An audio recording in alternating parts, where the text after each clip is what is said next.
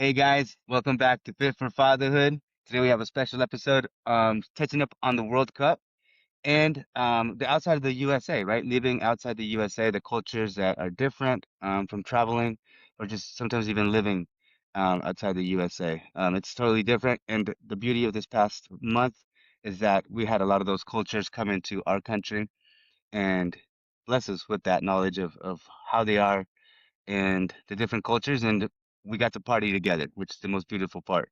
And also, just in case it's not called soccer. All right, let's get started, guys. So I want to talk about going. I went to the World Cup game uh versus the opener, the USA opener, and just about getting tickets. I got really lucky with my buddy Victor. And you know Victor. I think you remember Victor Valladares, Jose from Cajon. He had the Vaguely, Honda, yeah. and we all had Honda. Okay. So he ended up moving to Texas, and we all tried to get on the lottery to see if we can get tickets last year in October 2025. And he was the only one that had access to buy tickets early. So he was like, dude, I got in. I can buy tickets right now. I was like, dude, buy it. I don't care who it is against. Let's just buy it. He's a big USA fan. So he bought the USA opener game, which we're gonna talk prices because it was insane, even at the early stages. So we got really good tickets for SoFi, Section 200, but they were still 2,500 each ticket. Um, but it was a good ticket. I mean, if you waited to the last minute, it definitely jumped up by a lot. But um, even at early stages, it was already overpriced, over expensive, and that's one of the big topics that's going on right now with the World Cup. But yeah, so he ended up buying it. He's from Texas, so he flew out to California. Obviously, I don't live in California, but I live in Mexico, so I had to fly in to watch the World Cup game. And I'm gonna say it right now, the ambiance was pretty cool. Fan Fest was cool. The fans, it was Paraguay fans were super cool. It was fun just hanging out with other ethnicities, other countries, other countrymen. Um, yeah, man, it was cool, but you can tell that it wasn't what I expected because being a soccer fan and a soccer player, you have this idea of what the World Cup ambiance and World Cup party is going to be like. And when I got to SoFi Stadium, it was a good party, but it wasn't like what I expected. But the game was really good. And then from there, I ended up going to Guadalajara. I was trying to catch the Colombia Congo game, and I didn't get to go to the game, but I did go to the area called La Minerva, which is like the downtown area. It's the statue of the goddess Minerva, which is like Athena, and and some mythology. But anyways, that's where all the party goes down, and it had a big old watch party with the screens. But there, you can even look it up, bro. There was like over 200,000 people just in that area for the Mexico game when they played against was it was on Tuesday, but who did they play against? Anyways, I forgot. It was one of the group stage games, and it was crazy parties. Like bunch of people you could barely walk through. I'll put some footage up on it. I took my Ray-Ban glasses and it was just insane. Like they were doing the Caballo Dorado. Think about hundreds and thousands of people doing the Caballo Dorado together. It was pretty cool. It was really cool ambiance. People with ice chests, like handing out beers, like doing keg stands, people getting thrown up in the sky by other people. It was totally different in Guadalajara compared to the United States. Mexico definitely loves their football, man. They are passionate about it. So yeah, that was my two experiences that I had with attendance of World Cup parties. A quick question, Leo. Was Yeah. there a tailgate? Did you go to the tailgate in the US? So it was something called like the Fan Fest. It was before the game, so like I got there a little bit late because a cool story about how I got to SoFi. I have a client. His name is Oscar, and he runs a couple nonprofits in Los Angeles County. He's been my client for a while now, but I never got to meet him in person. I've met him virtually the whole time. The whole time I've ever met him is just virtual, virtual. And he lives in Inglewood, and he's like, dude, just park your car at my house, and you can go from there. And I was like, cool. I'll just park my car there. I get there, and he's like, I'm gonna go with you. I was like, what? He's like, yeah, I'm gonna go with you. So his employee comes by, picks us up, and as we're driving to SoFi. he's buying his ticket, dude. He's buying his World Cup ticket to get in, and I guess he has like season tickets to the um Rams. So he already knew all the little street vendors that were there. So we pull up to the side of the where the we're gonna get dropped off, and there's a vendor there, and the vendor recognizes Oscar right away. He's like, "Hey, Oscar!" And he just puts up two fingers, and he brings out two big old tall cans of Modelo's, bro. And then so we get out of the car, and you're walking to the SoFi Stadium with a big old tall can, and that was pretty cool, right? It's like Vegas, you know. Um, and then you get in there, and the fan fest was pretty cool. Like, so you had like a Bank of America area, then you had a Coca-Cola area and a Michelob Ultra area, and it was fun. They had like events and they had music, but it wasn't like cracking. I don't know how to explain it. Like the ambiance wasn't like a party. Like it wasn't like a celebration of World Cup. It was people getting together, drinking beers, and then getting ready for the game. Like I've been to tailgates for football games, and it's cool. Like, people are playing football, people are cooking outside. Um, and then, there's bar areas, but yeah, I don't know. This one was I don't know, too marketing, too much. It didn't feel like people. It was more like Michelob Ultra's doing their thing, Bank of America's doing their thing, and then some people got together eventually, And then once you get to the game, though, the ambiance was amazing. What about you, Ed? How was your experience? Well, let me take a step back a little bit because I've had a little bit of different experiences with this. So first of all, like for all those folks who just realizing that the World Cup is happening in the US, like some of us have been waiting a decade for this moment to where this was going to be played across three different countries. It's the first time. It was the first time there's so many countries playing in the game. And for me, it's the second time Panama's in the World Cup. And so it's a huge deal for me in my household, right? Like I'm Panamanian, they're in the World Cup. My wife's Mexican, and so we're definitely going hard for Mexico. And then the US is in the game. So those are our three main countries that we're supporting. But like, going back, my dad took me to the final in Pasadena in 94. And like we didn't What? go inside, we were outside, but like I remember being there. I remember being on top of the Nissan Sentra that we had at the time. It's the only new car my family ever had. And everybody was like quietly listening to the radio. Like everybody's radio in their cars was on blast and windows down. And it was like quiet because people were listening. And then when something would happen, everybody would just erupt. Like Brazil was playing that day. Like, I was 6, so I remember these little tiny little glimpses of that experience. When I told my dad about it, he was like, "Do you remember when we left? We almost got in a car accident. This car came and, like, rammed into the center divider." And I was like, "Not at all." And it was just interesting to see, like, what he remembered, what I remembered, you know? But there's no doubt that that planted a seed in me for the rest of my life of what soccer was, what football was, what it meant. And my dad always had this motto, we got to bring the cup back to the Americas. North America, South America, Central America, we bring the cup back to the Americas. And so that's been instilled in me like my whole life.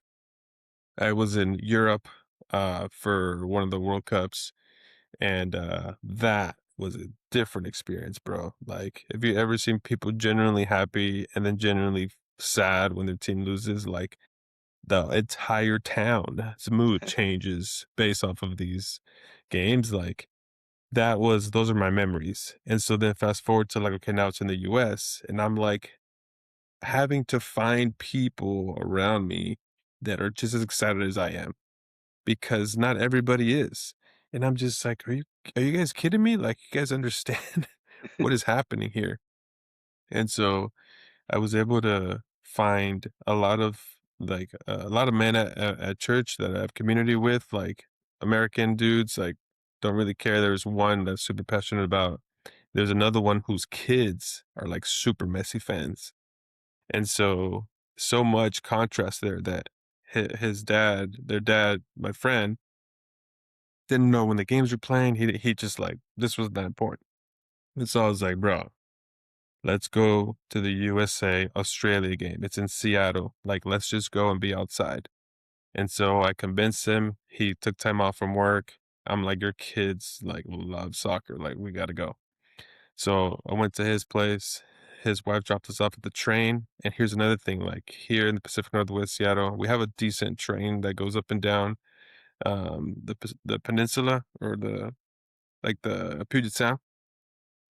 And nobody rides it, dude. Like a lot of people don't like riding the train. Everybody likes their nice car, and unless you're going to a game, do you ever really ride it? And so I'm like, come on, dude, let's go on. I don't know if it was his first time, but like sub 5 times for sure that they ever rode the train. So we hop on the train, and like, dude, I took my son. My daughter didn't want to go, and my son, this whole time, he is annoyed that we are watching soccer on the TV constantly. Like there's constantly games, which is pretty awesome. Honestly, probably my favorite part of this was the group stage because there was games on all of the time. And like he started to realize like Panama's playing, Mexico's playing, USA's playing. And then his ABA therapist is from Argentina. And so he started realizing like everybody around him, we really care. And he's like, I don't really care about soccer. Why do you guys care so much? And so I brought him down and we were able to like get on the train at the beginning of the train. And so it was empty. And as we get closer to downtown, it gets more and more packed, more and more fans.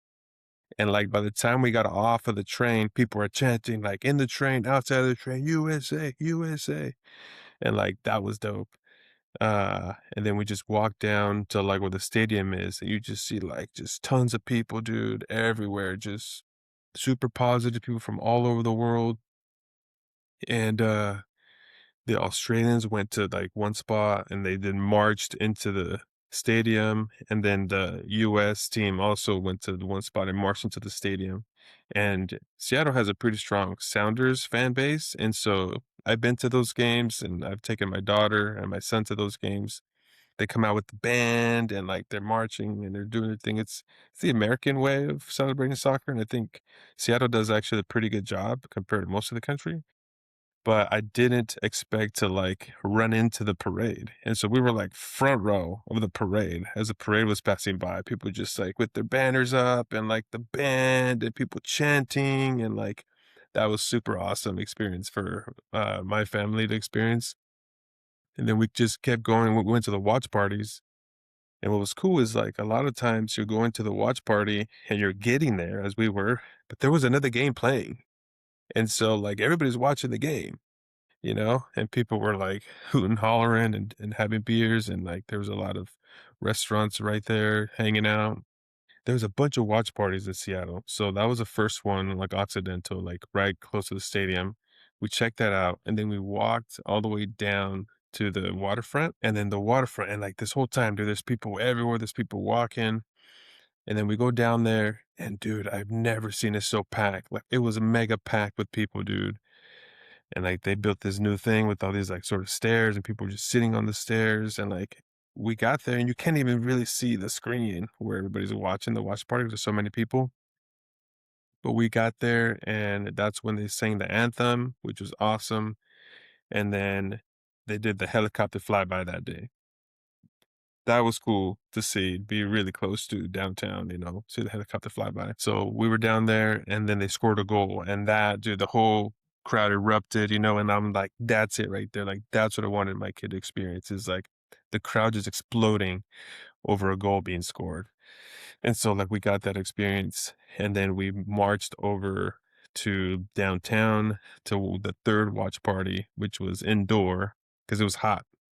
And we have all these kids, dude, like kids are like tired, they're hungry. One kid got car sick, so he was throwing up. Like every 15 minutes, his brother came to get him. Like other kids are tired, we got to carry them. And we're just like, what are we doing here? Like this was such a huge mission. One of the boys brought a soccer ball, and like every time we stopped, he just started dribbling, and the random people would come dribble with him, and like That's just pretty kicking cool. the ball around, and like that was super cool. So we get to the place where we're gonna watch it inside, and they're not letting anybody in because like it's packed. And I'm just sitting there like, bro, there's one security guard and there's a whole bunch of us. I'm like, we're just gonna rush the door. And like the security guard got caught talking to someone and we just like rushed the door. We got in and like we sat there and there was like nowhere to sit. But there's packed though. It was just full of people. and halftime came, and like people started getting up, so we went and we sat right in the front of the TV, dude. And like we had some beers that I was carrying with me the whole time. Just cracked our beers and watched the game right in the front. Scored another goal. Felt the eruption inside this time. And then I was like, yo, 5 minutes before 90-minute mark, I'm like, they're gonna put overtime for sure. So let's bounce at 85 minutes and get the train before it gets packed. And we can't take the train for hours. And we just boogied out of there. And it was perfect, dude. Couldn't have done it better. So I feel like that was awesome. I gave my kid the experience. After that, he understood and he doesn't complain about it anymore. He actually asks, like, who's playing today? And like, did Mexico lose? Like, he's more curious about it now. But then I bought 4 tickets to the last game in Seattle, which turned out to be USA versus Belgium. And like, bro, like I I'm couldn't have worked sorry. out better. It could have not worked out better for me though, like, for who could have played there, like, for the USA team to play there, like, that was everything all the way to the first half was totally worth it. Yeah, You know, went this time got to go inside and, like, as, you know, as I started to announce that I was going, more and more people started buying tickets to go. And, we had a watch party for the Mexico game the day before on Sunday, and a friend from church bought his ticket and went with us the next day. And nice. so it was cool that people here, more or less could just do that. One, they were accessible, and like a lot of people could afford to do that and just go. But at the same time, it was like, man, there were still tickets available. Like, I would have thought this place would have been sold out months ago. Like, this is pretty epic. Um, and so we went, and like the fan experience was all right, I guess. I didn't really like dive too much into it because I don't like waiting in line for stuff. And it was like the Bank of America bracelets, people were waiting in line. I was like, man, I'm not gonna wait in line for that. Instead, we like walked around the stadium while it was empty and like sat on all the cool seats in the front, took pictures, and like just watched the players warm up and everything like that. And like, it was cool. The first half, people chanting and supporting the team, but then the US basically flopped, in my opinion, second half. And like, we, Mhm. started leaving a little early to make sure we catch the train and things like that. Other people got stuck for hours. But I think what's been really good is the conversations after that. Like, I feel like a lot of people are now awake, aware, and want the US to be competitive like we should be in the world. And I had this conversation a lot with people that I never even knew liked soccer. I've had some really good conversations with who like their kids played, or they are watching, or they have family in the country. And it's been like really something that's bringing people together, this ball. You know what I mean? I also appreciate the technology. Like, I know it's kind of crazy what they're able to do with the ball and all the cameras, but like being a technologist, I think that brings a whole new flair to the game. So that's been fun. And like, dude, I never knew about the panini thing. Yeah, Like, I never those did are this addicting. before. And so at work, we have like a Latinx cafecito, and they started talking about it. And I was like, what? So I got my freaking book from, for Father's Day. And so I'm over here, dude, trying to fill up Panama. That's really the only one I care about. But it's been cool sitting here and like just putting stickers on during the games, or my wife doing it, or my kids doing it, and like, oh, which stickers did you get, Dad? And it's like, oh, we almost got the whole USA team, or we almost got the whole Mexico team. And then like the stickers in the Coca-Cola wrapper, like getting those. And like it's just really been a positive thing for me, for my family, for people around me. And man, I'm already planning to go to Europe for Spain, Portugal, Morocco. Sounds gonna be good. My wife bailed on us because the baby's little, so she didn't want to have to deal with the baby. So she gave up her ticket to her brother. Um, so like I owe her. So that's kind of our plan, man. But yeah, it's been good overall. Yeah, That's awesome. Yeah, and I think you're one of the only people that appreciates the technology. Ed, everyone yeah, everyone's upset about the VAR and all the yeah, controversy around all that stuff. yeah. But real quick, Yeah, I Ed, mean, I get it. on the So two things I want to touch on. The The first one is when your environment there's not into soccer, right? Like you're saying when you were about it, you're like, dude, this is the World Cup, and nobody was getting excited about it. It was like, what? Who cares? What? It's just soccer. And bro, it was the same thing for me when I landed in California. We were staying at my in-laws, and obviously they're more into American sports, right? They're huge baseball fans, huge football fans, some basketball fans, but they could give two F's about soccer, right? And I remember it was June 11th, and it was the opening ceremony. I was like, dude, you guys don't even have the TV on? Like, what's going on? So I ended up going to Jorge's house. I'm just gonna take the kids, go to Jorge's house, and watch the game there because it would just it sucked to watch the opening World Cup game and it's Mexico and people are not caring. I want to feel like that. Damn, heck yeah, dude, like Yeah, that pride. 100%, dude. And then I was talking to somebody 100%. and he kind of explained like how why soccer is so big in other countries, especially international soccer. And he made a good point. He said most patriotism that comes from America is of war because America's been at war most of its history. So patriotism comes in a sense of soldiers, in a sense of veterans, in a sense of, you know, a country and fighter jets flying by. That's patriotism in America. But other countries who don't really go to war or not really into war, this is as close as we get to battling in other countries in a healthy way, right? So, Switzerland that's never been in war, or hasn't been in war in a long time, this is their country fighting against another country, right? And it's the sense of pride for your country. It's not really if you care about soccer or not. Obviously, you got to love it, but it's more of that pride of representing where you're from, your culture, against another country, you know, and then seeing who's better in this one sport. It's kind of like the Olympics, I guess, but this one just kind of brings it. The soccer ball brings it together in a different way because it is a party. I mean, World Cup, no matter where it lands every 4 years, is a bigger party than the Olympics landing in anywhere in every 4 years. So when you said that, it made sense as far as the patriotism side. Interesting.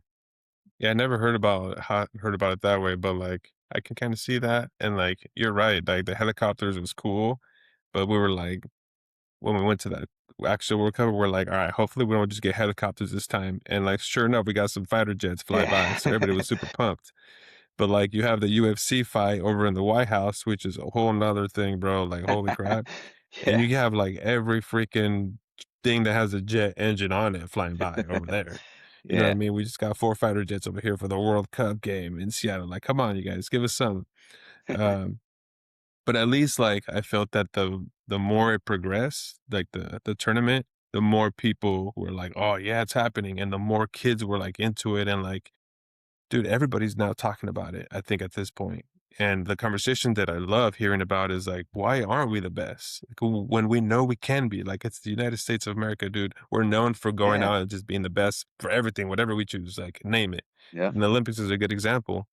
And so this whole conversation around like how soccer here in the US is a moneymaker. And like I started reading those things and I was like, bro, I remember playing, you know, JV and then varsity with you, Leo. And then everybody started going to the club and playing over there. And like we had to pay. And I was like, man, how far can I go until they realize that I can't afford this? You know what I mean? Yeah. And I would just keep coming until finally one day they were like, you can't come anymore because you haven't paid.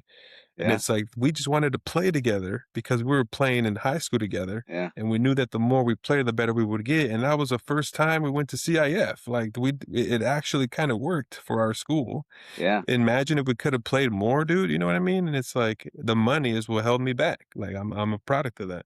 Yeah. No, that's true, man. And I think that that's a big one as far as the U.S. sports industry, really. I mean, my brother-in-law, he was in basketball growing up, and that was a big factor. I mean, AAU teams, all those leagues, they charge just to be there, and then it's expensive. It gets to the point where it's not only is it super expensive, it becomes a thing for every weekend, whether you're in season or not. Now we have to travel to hotels. You have to go get different foods. You have to maybe drive, fly to different places, and all that costs money plus the actual paying to be there. Sometimes even going to a tournament, let's say in Florida, um, you have to pay to be in that tournament. Plus, you have to pay for the flight. Plus, you have to pay for the food, room and board when you're there. I mean, it becomes a crazy amount of expense in the United States. Where if you compare it to like Mexico or for sure Europe, where there are academies, like if a kid's good enough, they'll bring him in for free, right? They invest in him and say, hey, look, Priest Student Academy, you're gonna go to school here, you're gonna eat here, you're gonna train here, and if we feel you're good enough, then we bump you up, and then we'll make our money in the long run. Like it's a long investment, right? It's a long term game. You can pick somebody up at 13, 14, raise them up to yourself all the way through the academy, and then if they're good enough to go pro at 18, 20, then you make them go pro, and then you make your money back on the contracts or whatever that case is. But here, they don't see that. They want the money now. What can I get from this 12-year-old, his parents? What can I get from them right now? And I think that Yeah. sucks because it cuts the development to the people that can afford it and not the people that can be good at it. I know, man. We could have had Leo in the World Cup right now, Imagine. bro. Like, come on. Yeah, I would rather have the 4 kids, man. I'll probably have like 10 with different. No, I'm just kidding. Well, I was talking to my sister. I'm like, I hope they fix this because I got two little ones who might be up in the running. Like, Mateo really Uh, likes balls. Like, maybe he's gonna be our athlete. huh. That's funny. Jose, how I does did. your family? Oh, go ahead. Well, I just wanted to touch on the workplace. I know you guys don't have conventional workplaces, but like I do go into the office. And I freaking dude, like I grab the screen and I put it on the in the office and I just have an extra laptop and I was streaming every freaking game on there, bro. And I can't tell you how many connections were made just because of that. And I'd put it on mute, but people would come by, walk, you had to walk by it, and like people would just congregate, like, oh, what happened? Or like talk about it. Yeah, And we had a couple fans, and one dude was in the Boston games rooting for Germany and we all congregated randomly as they were losing PKs, and he showed up on the screen with his family as we're watching it as a that's super team. cool. So like that was super cool, and like everybody just like, oh, how's it, And then we had people from different countries, like England. I got a guy from England who was in the group with Panama, so there was a lot of talk there. And like we got people from Africa, and Africa showed up, man. I'm really Hmm. that was awesome, awesome to see Africa show up this time.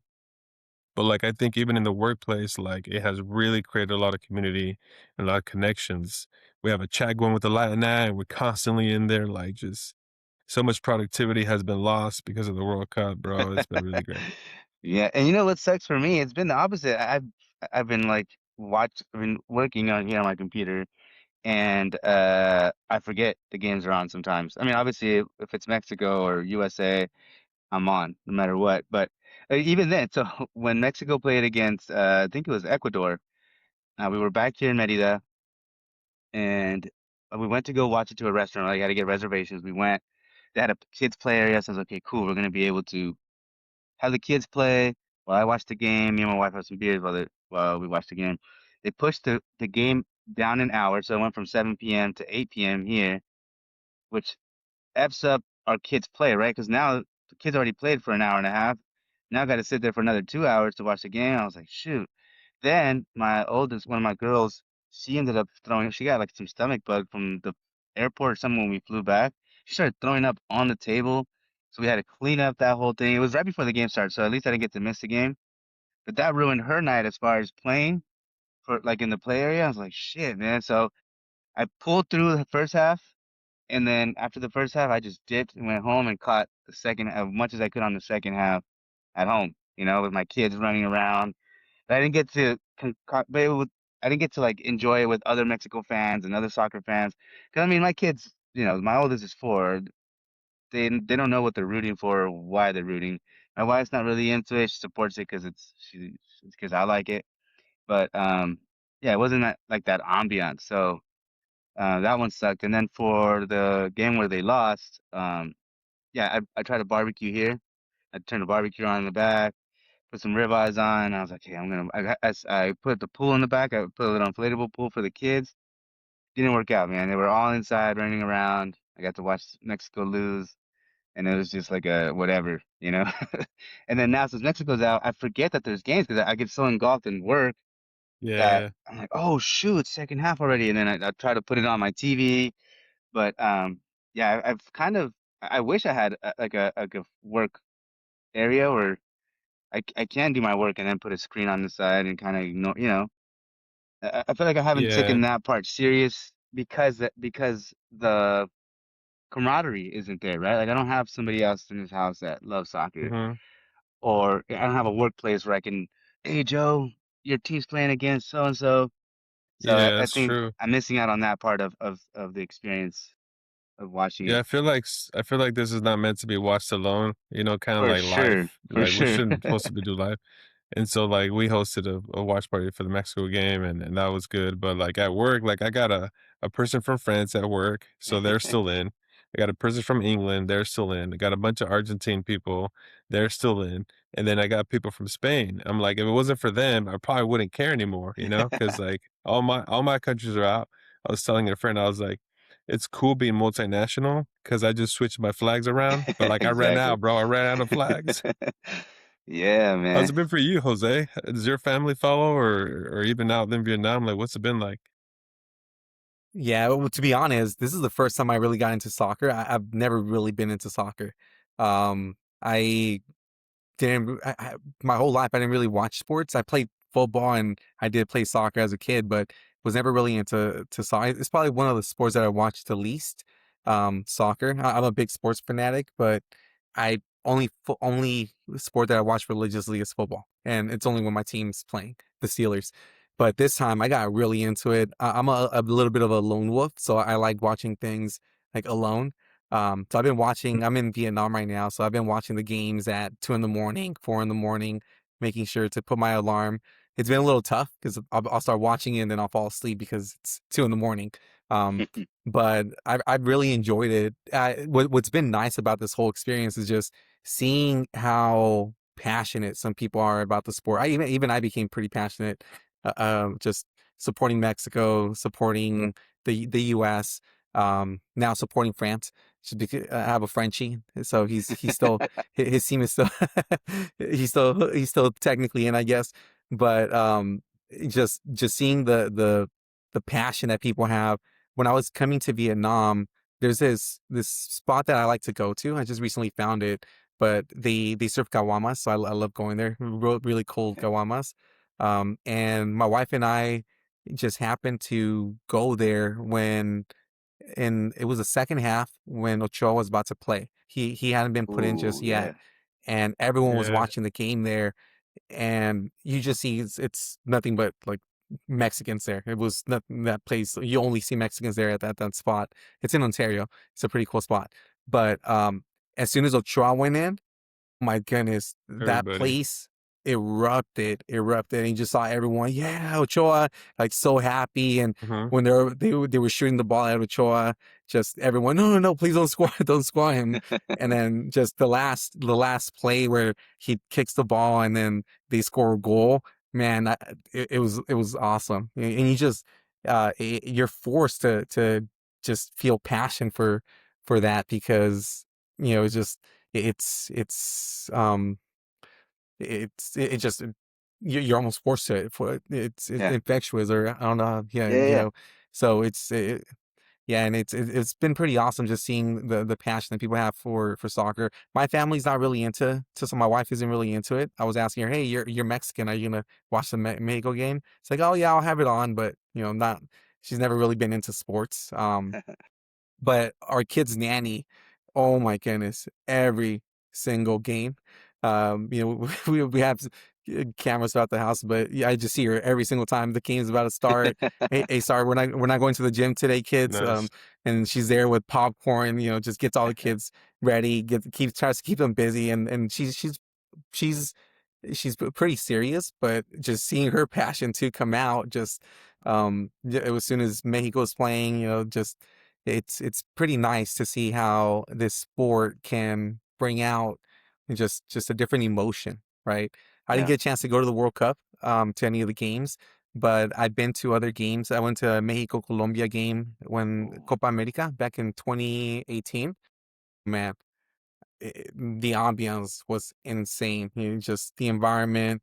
Everyone there were tailgates there. That's all I was asking, if there was a tailgate, if you guys went to a Yeah. tailgate. It was crazy. There was everyone had bottles of Buchanan's, just passing it out. I remember, just drinking some Buchanan's. I went into the game already, I don't even remember the game, to be honest. To be honest, already pretty hammered. But you know, just I think it's a very nice sport. It's a great sport. I'm a lot more into it now.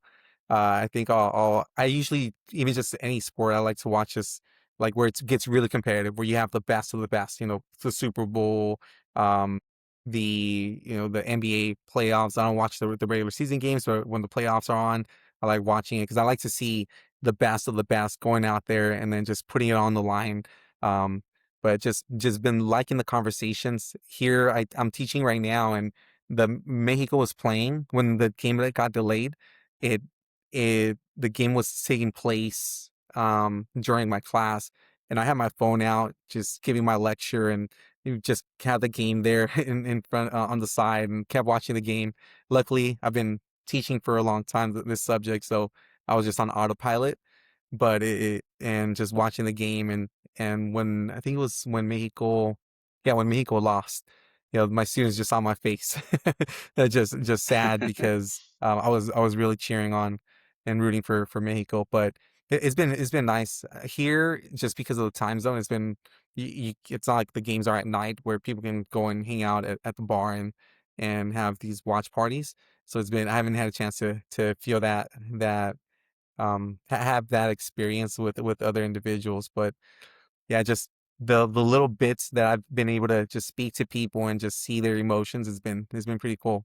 Yeah, I actually just found out a fact about how many people watch the World Cup. Do you guys have any idea how many people watch the I think World Cup? it's in the billions. I think it's like 1.4 billion, right? Somewhere around there. 1.3 billion. Insane. Yeah, Insane. You know, it's in like the 10 Super times Bowl, more 200 million people. Super Bowl. Yeah.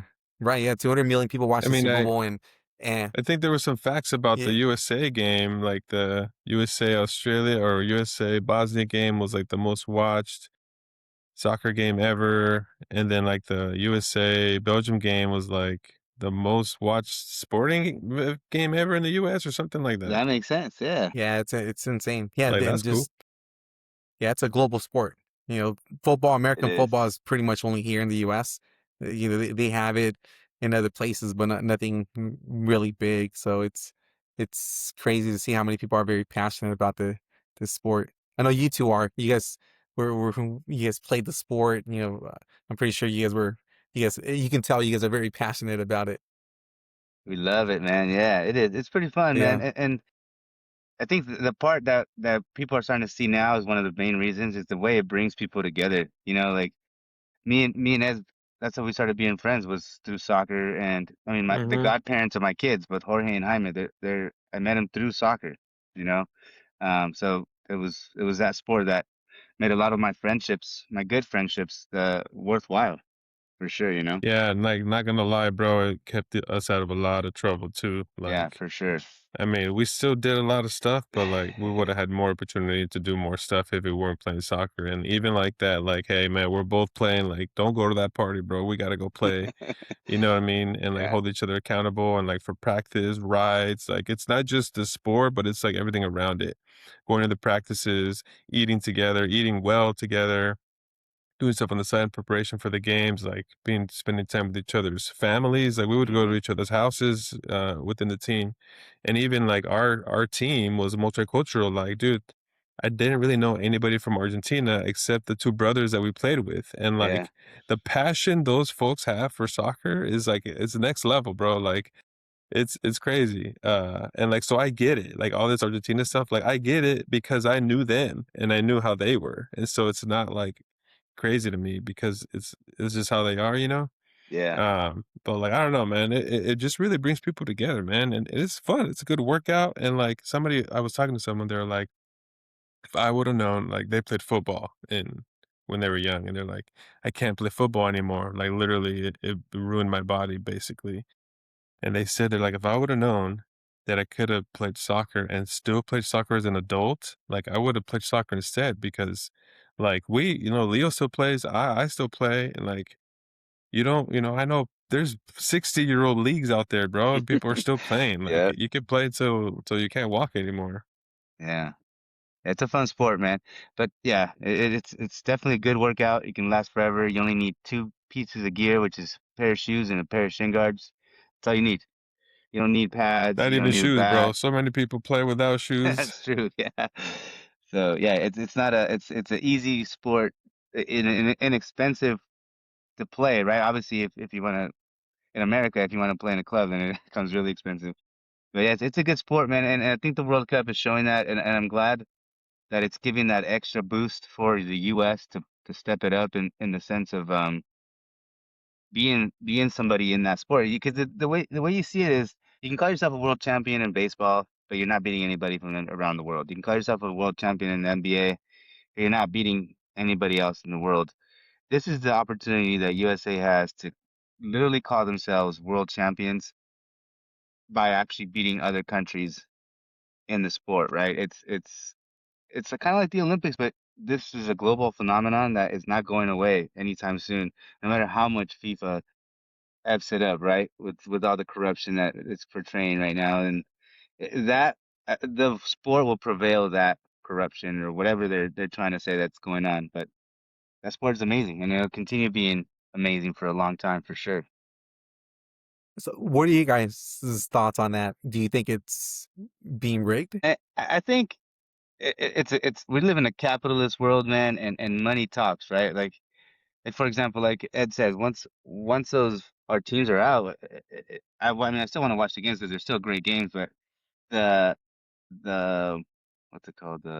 It's like I'm not as intrigued anymore to make sure I catch the kickoff, watch every bit of the game. Kids don't interrupt me. That's gone. Not gone, but it's not as prominent now that my teams are out.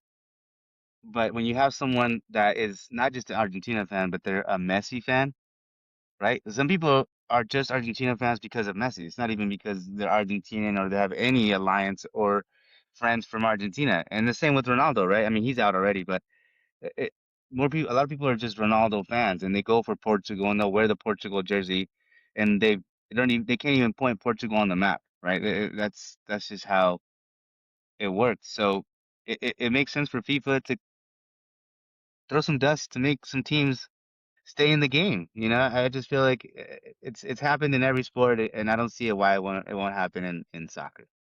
You know? Yeah, I don't know. I've been kind of staying out of all that. There's a lot of conspiracy theories and whatnot. But like when I saw the red card come back from the US from that Mr. Trump over here, I'm like, I can see this guy just making a phone call real quick and saying just the right things.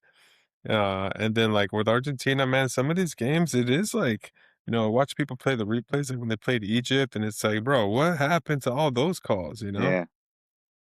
And it's like if we have all this technology, like how are we missing some of these kind of obvious ones? But I don't know, man. I try not to go down those rabbit holes. And the one I'm stuck on that I want to hear about today, it's Monday today, is the Norway game that supposedly the ball touched the line for the camera. Yeah, I saw that. And like they're saying that by today they're gonna know if they're gonna have to redo the match or something like that. And it would be crazy if they had to redo the match because Norway, bro, I feel like everybody became a Norwegian fan out of Mexicans for nowhere sure. this time. Like for sure we did too. We're over here rowing, bro. We're freaking rowing, bro. Yeah. Like that was super awesome to watch, and it would be cool for them to get another chance. I mean, they had a goal like taken from them, I think, Yeah. over some review, and But these that's tough. reviews, bro, sometimes. Even if they're playing again, and you guys have played sports, we've all played sports. You already lost. Like you're in a different mindset once once it's over. And I wouldn't doubt it if some of them went out and partied, and they I'm sure they've been pretty disciplined this whole time. And so what do you do after that? Can you really even perform after you just had your dreams crushed? No. I think it's gonna be tough for Norway if they do play. It'd be nice to see them play again. And I think they deserve another shot, but Yeah. it's tough to recover from that. I don't think it's gonna happen. I don't think they're gonna replay it, Nah, I don't but think so either. I mean, to answer your question, I think if it was, obviously you want to do at least 3 or 4 days out. You don't want to have the game. Oh, we approve it. We're gonna play tomorrow. I would do it like 2, 3 days out. Let the teams recongregate, and then from there set up a time and place to play. But yeah, I don't think it'll be the same because if I'm Norwegian, I'm partying, bro. Like I'm done. I'm in the United States. I'm hitting all the places I can go to that I've been told, right? Like Hollywood has been telling me about all these places since I started watching movies, right? So I would go to Hollywood, I would go to Florida, I would go to Disneyland, I would go to New York. I would just travel. And then yeah, I'm eating whatever. It's gonna take a while for me to come back to my game shape after eating and drinking for 3 days. Yeah, it looks like, this is a good one because I know people at the game and they were like, "It looked like it touched the ball, touched the It thing," did but, though. but they're saying because they're recording the data in the ball that they didn't see a spike when it hit that, and so therefore, they're not counting it as if it did, Maybe if it did, but it wasn't enough to trigger the sensor, but the sensor's really sensitive, like, I don't know. Yeah. But, like, here's another one where, like, the technology is prevailing in it. But, like, I get you, like, they shouldn't replay it really, even though I would like for the Norway getting the chance, just because, like, there's a human element of the game, man, and, like, we are starting to lose it a little bit with all these calls. Although I'll give this one to FIFA, like, a lot of fake outs were not address. Like people Hmm. just be falling, be like, bro, just get up, man. Like keep playing. And I hope that happens more, actually. Like I feel like a lot gets lost, a lot of opportunities get lost from the game slowing down because somebody faked a fall. And I do feel like in the US, that was the number one thing that everybody that I talked to that was never really into football or soccer were like not into all the fake outs. Yeah. So that's like a turn off for people. So I hope they keep holding that bar high of like, nah, just get up and play. Yeah, what do you think about these hydration breaks, bro? I mean, to me, it's obvious that that's the way that you make, because like, think about it, all the sports that are prominent in the United States have a huge amount of timeouts. They all have quarters because of commercial breaks, right? You want to capitalize on the money, on the marketing money. So soccer hasn't been a huge deal in the United States because it only has one half. So you can't really put too many commercials in a soccer game. But now, if they make hydration break a thing, it it could start being where companies can put more money into soccer and make it more of a USA thing. Or should we just cut out the hydration breaks altogether? I don't know, man. Like, I mean, we played, right? Like, it's 4 to 5 minutes, bro. You gotta run for that long. Like, you trained to play that Yeah, long. Like, what are we talking about here? I don't And like so, them at like, all. Yeah, shout out to Peacock and Telemundo because I think they did a phenomenal job with the app and like to be able to watch two games at once on the freaking TV with the app, like really awesome. But they stay in the game even while they're doing the hydration break and they have like the little advertisement around there. Like that's a good in between. But when I looked it up, they're doing this because global warming or it's hotter temperatures or whatever. And I'm like, okay, I can see if we're worried about the health of the athletes and like they need a hydration break, but there should be like, oh, if we hit a certain temperature for a certain time yes, and humidity for a certain long amount of time, then we should take hydration break. Like, bro, it was raining in some of these games, man. yeah. Like, do they really need a hydration break? Like the game I in don't know. That's my Boston was like opinion. 65 degrees, and you don't need a hydration break at 65 degrees, man. Even the Mexico games, like the Mexico games got postponed because it was raining. Like, man, they got extra time to drink while they were waiting. Like, what are we talking about? Yeah, I think it's definitely just another reason to put in more money. Which again, bro, this is at the end of the day, FIFA is a business, so they gotta figure out how to capitalize on it the most they can. And as long as we don't like fight over it, they're gonna keep doing it. And I think it's working. Everybody's excited. The World Cup's starting to be fun. It's starting to be fun here or over there in the United States. So I think it's gonna be good. What do you guys think about 2032 that they're thinking about having it back over here? No, 2034, something like that. Did you guys see that? 2037, I think. Is that no? It's every 4 years, so Or it should be Three or four okay. years. should be Yeah. 34. So it might be. I think I don't know, but they're talking about bringing it back Really? to the United States. Yeah, because when they do it for 2030, it's gonna be because it's supposed to change every continent every time.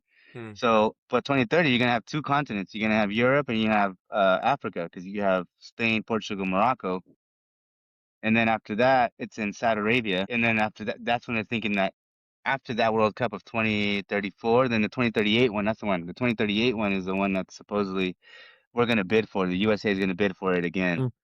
So 12 more I years. mean, I don't know. Like I think the next one is the 100-year anniversary of the World Cup or Yeah, something like 2030. that. Yeah. And like the first World Cup was in Uruguay. And so even though it's going to be Spain, Portugal, Morocco, I think the first game kickoff is going to be in Uruguay.